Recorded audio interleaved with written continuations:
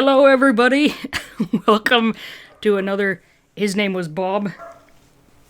Oh, and we've already been interrupted. I wasn't going to fix the camera because he was asleep and I didn't want to disturb him, but the other dogs woke him up. We can fix this. Hold on. We can fix this. You know what? I'm going to say that's good enough. You guys don't need to see me. Shut up, other dogs. Oh, okay. Hi. Hi, doggies. Stop growling at them, Maxie. Maxie doesn't like the other doggies. Oh no! My camera. I need to fix. I need an adult. You know what? I don't care anymore. This is how we're doing it. That'll be right in front of my head. I don't care. It'll make it harder for you guys to see all the bandages on my nose. Maybe put this down a little bit. As far as bandages on my nose go, all you need to know is that there was an incident. There we go. You can see Maxie. There was an incident, but I'll tell you, you should see the other guy. Man, you think my nose looks bad? Sent that person and or object to the hospital. Alright. Next, you're messing up my water. Alright. Okay. This is a good camera angle. It's really focusing on what everyone wants to see anyway, which is Maxie sleeping. It's much better than my forehead, so it's a worthy cost. Alright, let's get this road on the show. His Name Was Bob, by Llewellyn. Chapter 26, Court. Who decided that wearing uncomfortable clothes and shoes was dressing up, and comfy clothes like PJs and baggy shirts wasn't dressing up? Who was in charge of that decision? Because whoever it was, you had some choice words for them. Bob growled as he wrestled with the tiny buttons on his own collared shirt. It's spelled collared like collard greens, which is a plant. This was definitely the first, and probably only, time he'd ever put it on. "You don't have to go," you said as you reached over to help him. He pushed your hand away, making an irritated noise. "I've got it. I'm going," he grumbled as he continued to fiddle with the buttons. "But you don't have to. I'll be fine. Everything's going to be fine." I said I'm going, damn it!" he barked as he finally wrestled the final button into place. "Stop trying to shield me from stuff all the time. Just because I'm small doesn't mean I can't handle stuff. Stop treating me like some helpless little thing you need to protect. Shit!" "Hey." You got down to eye level with him as he huffed and rubbed the back of his skull. "I'm sorry. Maybe I am being overprotective. I guess I'm just nervous about this whole mess. But I've never seen you as helpless or a thing. Please don't think that. Don't be mad." "I'm not mad at you," he sighed. "I'm sorry. This whole thing's just got me frustrated. I know you didn't mean any of that. I just wish I could do something about all this so you didn't have to deal with it." "You wish you could go and leave me safely at home?" you said, raising an eyebrow. "Alright, fine. Yeah, maybe. Something like that." "Hypocrite," you said, as you reached out to smooth the end of his shirt that had bunched around his ribs. He grumbled, but didn't push you away this time. You smiled. "I admit, though, it'll be nice having you there. Not having to do this alone. I've never been to court before. Think there will be a jury there or something? Think I'll get to yell out objection or anything like that?" "You play too many video games. I don't think it'll be like that. Might be more fun if it was." He paused, sighing. "I think you're right, though. Things'll be okay." Turns out court was way more boring than you expected. Well, after the initial hassle you faced at the front door when they realized you had a biddy on your shoulder. Luckily, when you showed them the citation involved him too, they let you through. When you finally found the right courtroom, you had to sit with Bob fidgeting on your shoulder in a crowd of several people all getting called up one by one to get their court stuff taken care of, too. There was someone claiming a speedometer malfunction to try to get out of a speeding ticket. Someone suing a car repair company after their car was returned with missing hubcaps. And a woman with pictures and thermometer readings taken from her garage where she was accused of leaving her dog in extreme heat. No jury, just a judge and each officer who either gave the ticket or citation or whatever to the accused. The officer that gave you your citation was sitting with the other officers. Finally, you and that officer from the haunt were called to approach the bench by the court clerk. Bob seemed tense as he sat still, clutching at your hair. You were tense, too. Oh God, would the judge ask you questions? You hadn't prepared anything to say. You didn't have pictures like the garage dog woman had. You hadn't brought anything. Should you have? Crap. Do you have an opening statement? The judge asked the officer. No, Your Honor, he said. The judge woman... The judge woman looked bored as she looked at a paper in front of her and then glanced up at you. You are charged with violating Section 8743, disturbing the peace. Would you like to make an opening statement? She asked you. I'm sorry? You asked. Crap, you thought you had prepared for this. You should have prepared more. Please tell me, in your own words, what happened on the night of October 11th, she said, looking slightly annoyed. You told her everything you could remember, kind of stumbling over some stuff and hoping you weren't incriminating yourself or Bob or anything. You glanced at Bob now and again, who was sweating and remaining quiet. Did you hire an attorney, or would you like the court to appoint one? The judge said. No, Your Honor, you said. I would like to pay the fine. So, you're pleading guilty? She raised an eyebrow at you. Yes, I'm sorry for what happened. I would like to just pay the fine, and maybe do some community service instead of jail. Ugh, you hoped what you read about this stuff was true. That if you pled guilty, you could just pay the fine and avoid coming back. You really didn't want to come back and have to go through a whole trial.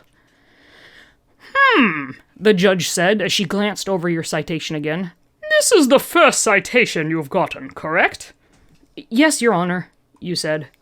Since this is your first offense, and the situation is somewhat unusual, she glanced at Bob, my decision is you have to pay half the fine, the court costs, and do 20 hours of community service. Just make sure something like this doesn't happen again. She looked back up at you as you stood frozen in place. Was that it? It went better than you hoped it would? You're dismissed, she said, giving you an almost bored look as she shuffled the next paper in her pile. Oh, thank you, you said, as you awkwardly hurried back down the aisle and out of the courtroom. God, you didn't notice how stuffy it was in that courtroom until you were out of it and felt like you could breathe again. Geez, you were shaking now that everything was over with. You okay? Bob asked quietly from your shoulder. Yeah, you said, as you followed the signs to make your way over to pay your fine and get your paperwork for community service. You okay? Yeah, Bob said. He kind of looked like he would be sick. If skeletons could get sick. Yeah, you repeated. It's all good. No jail. Smaller fine, and community service isn't a big deal. Hey, we could do some volunteering at the local animal shelter. That would be cool, right? You said as cheerfully as you could, trying to put Bob at ease. Sure. Yeah, he said, entirely unconvincingly. Ah, man, there was that guilt on his face again. You'd address it later. Right now, you just needed to pay your fine and get the paperwork.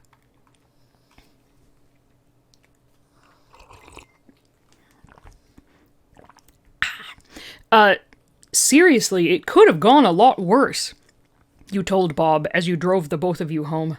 Besides, I've always wondered how they ran things at that shelter. Seems like a nice one. It'll be cool volunteering there. Bob grunted, but didn't say anything as he stared through the windshield. Nope, this wouldn't do. You weren't gonna let him get all mopey again.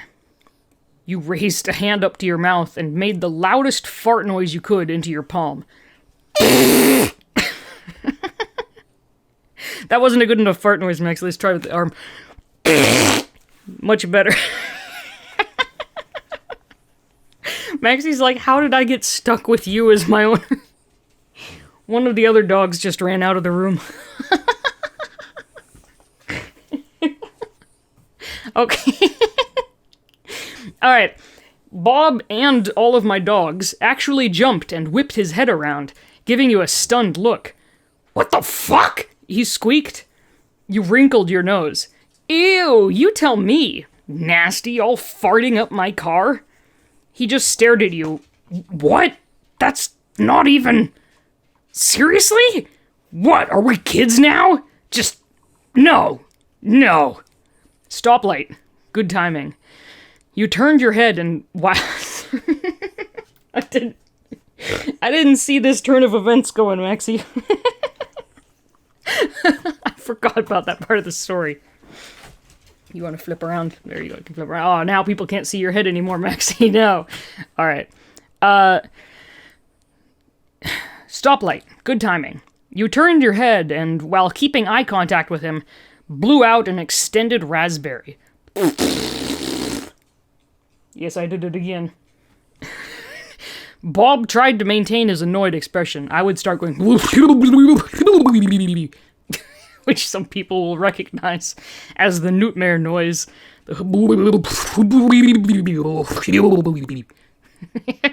Sorry, back on track. Focus. Bob tried to maintain his annoyed expression, and Dale tried to maintain her focus on the story. He failed. He put a hand over his face, trying not to laugh. What, are we kids now? You imitated his voice as the light turned green. I'm getting lightheaded, my god. Okay. He let out a snort. Things turned out okay. You don't need to beat yourself up. Quit being an edgelord. Edgelord, huh? He said.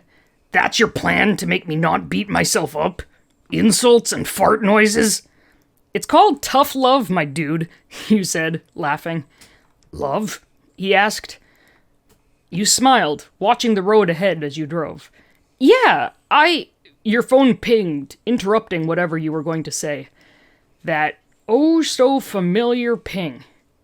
What the fuck? You glanced over at Bob, and he was staring where your phone was with darkened sockets. Ooh. It's the return of this guy. I get to do this voice again. I love doing this voice. Load. No! Internet, load! There we go, voila. Okay. God, my setup looks professional. Just look at that camera angle. Perfect. I'm perfectly centered in frame. You can see about 2/3 of my dog. All the mess behind me on the bed. My dog barking in the background. Shut up! Anyway, alright. Return of this man's voice. Alright. Chapter 27. Walls. Alright.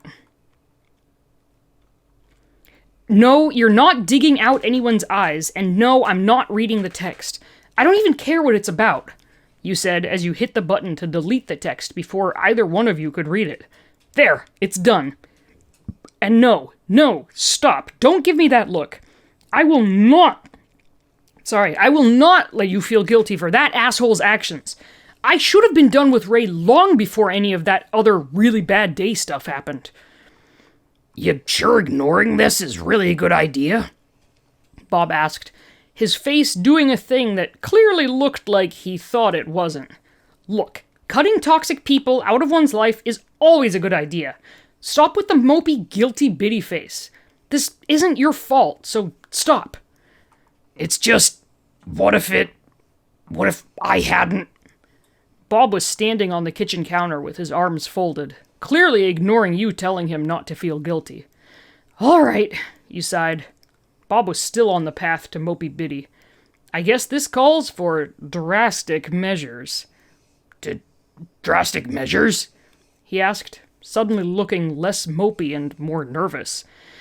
Well, it was a start. Mm-hmm. You nodded at him gravely as you reached out to pick him up. He let you, eyeing you curiously.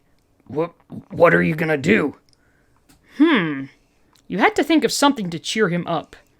Burgers always seem to work, but, you literally couldn't afford it right now.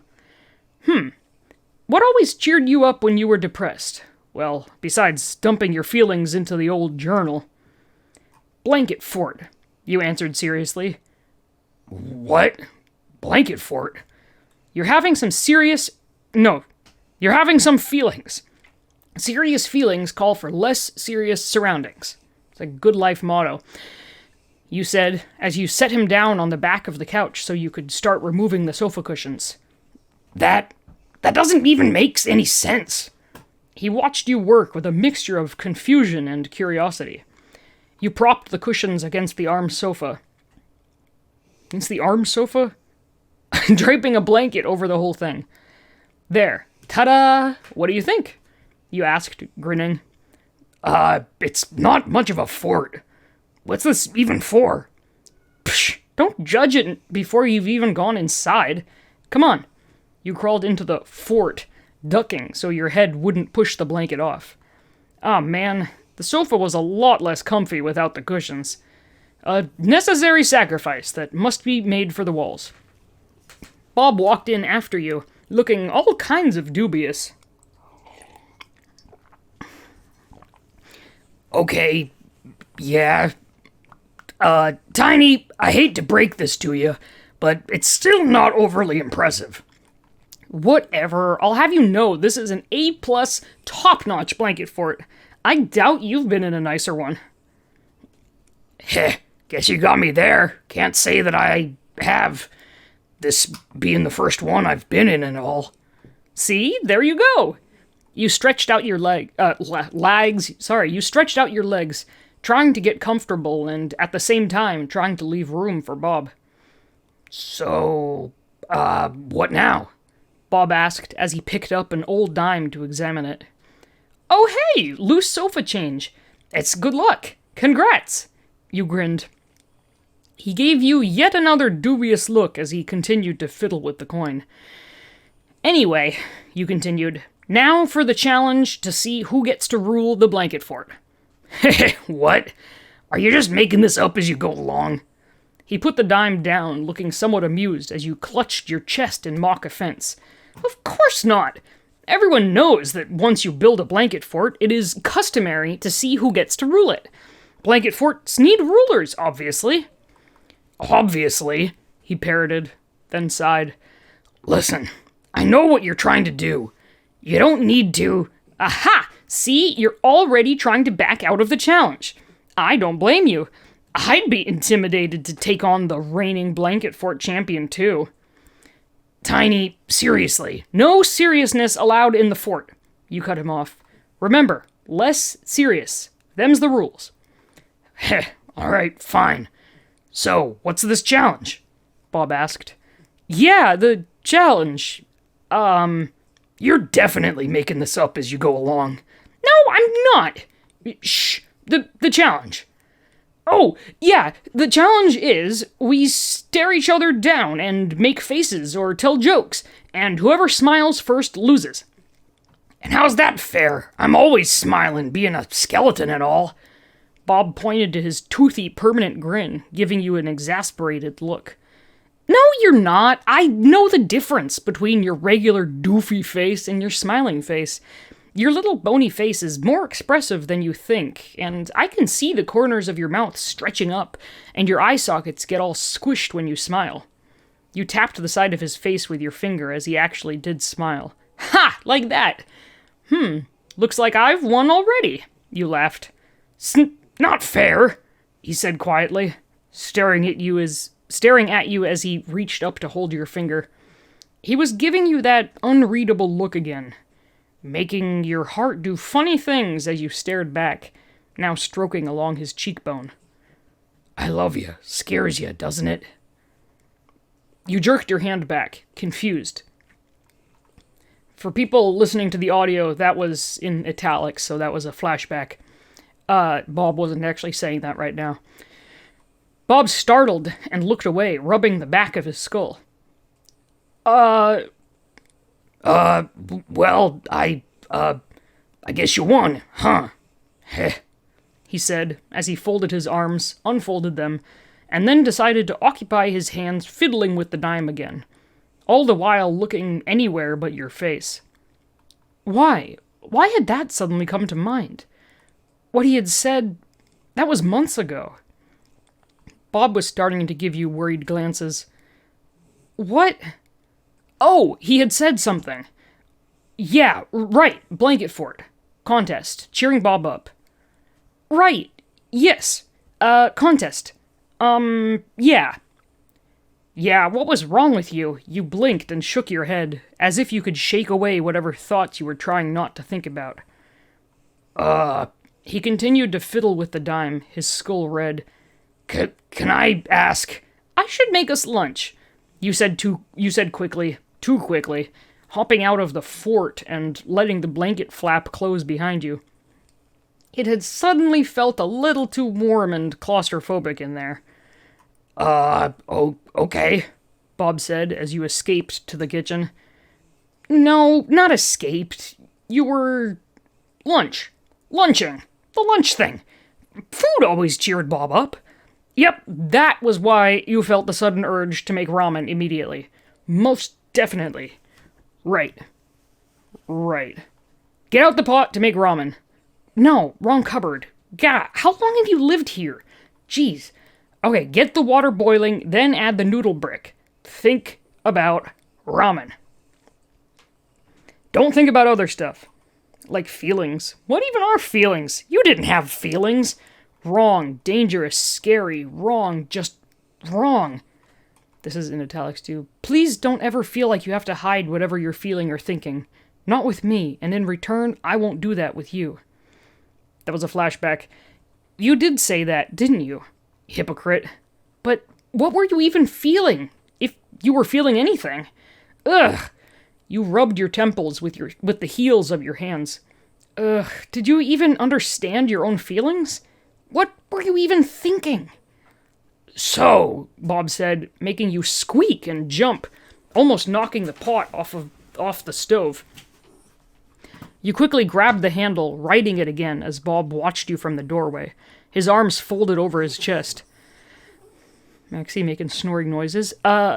Geez, why were you so weird around him all of a sudden? What was wrong with you? Geez, you still hadn't said anything. God, he was probably going to ask you something weird. So, he said again, your blanket fort. It's stupid. Like your stupid face. What? You turned around, staring at him, confused. What the hell? Yeah, you heard me. Did you really think all that would cheer me up? He was watching you carefully, seemingly gauging your reaction.